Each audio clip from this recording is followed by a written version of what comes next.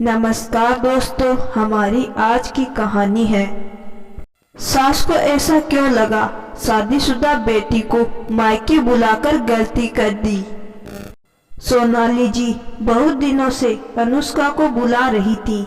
नाती को देखने की इच्छा जताई तो अनुष्का को आना ही पड़ा। सोनाली जी के 2 बच्चे हैं, एक बेटा और एक बेटी। दोनों बच्चों में बड़ा आदित्य बड़ा है, उसके बाद बेटी अनुष्का है। दोनों बच्चों की शादी हो गई थी। बेटा आदित्य बैंक में मैनेजर है और उसके 2 बेटे हैं। उनकी बहू पूनम स्वभाव में घमंडी है, जिससे किसी की भावना की कोई कदर नहीं है।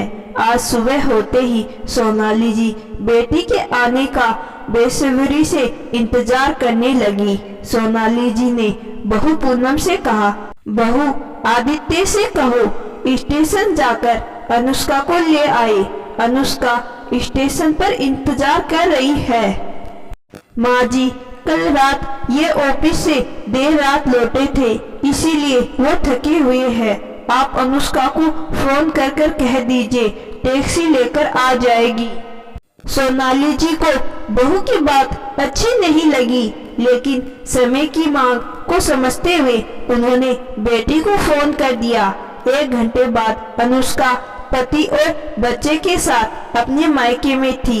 सोनाली जी बेटी और दामाद की खातिरदारी में जुट गई। ननद और नंदोई के साथ एक शब्द नहीं बोले, यहाँ तक कि अनुष्का के बेटे को भी प्यार नहीं किया। सोनाली जी और अनुष्का पूनम के स्वभाव से वाकिफ थे, लेकिन वो दामाद जी के सामने भी ऐसा व्यवहार करेगी उन्होंने इसकी उम्मीद नहीं की थी। 2 दिन हो गए थे अनुष्का को आए हुए। इन 2 दिनों में पूनम ने नंद और नंदोई के साथ 2 बात करनी भी जरूरी नहीं समझा।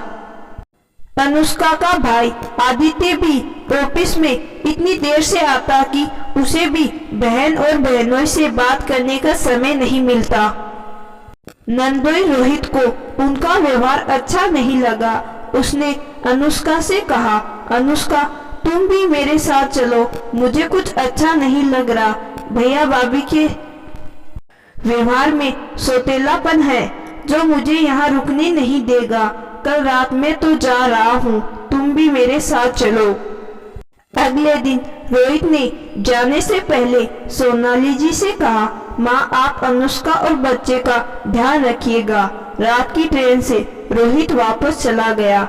इधर रोहित के जाने के बाद पूनम ने समय पर खाना बनाना भी बंद कर दिया।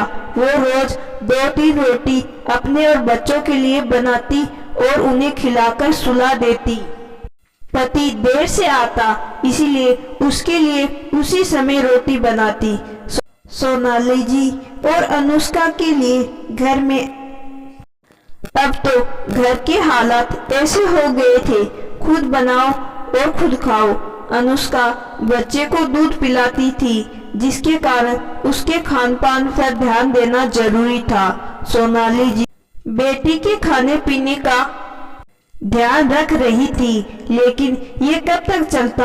आखिर एक दिन सोनाली जी ने अपने बेटे से इस बारे में बात की तो बेटा कहने लगा, माँ पूनम की तबीयत ठीक नहीं रहती, उसके हाथ में दर्द रहता है, उससे रोज रोज सबके लिए खाना नहीं बनेगा।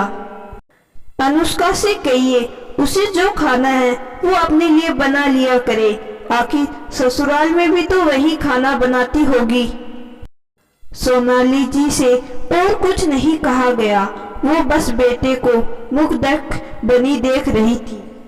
आज सोनाली जी को ऐसा लग रहा था कि उन्होंने शादीशुदा बेटी को मायके बुलाकर गलती कर दी। शादी के बाद बेटी को वो मान सम्मान नहीं मिल रहा था जिसकी वो हकदार थी। अनुष्का ने भी माँ और भाई के बीच हो रही बातें सुनी।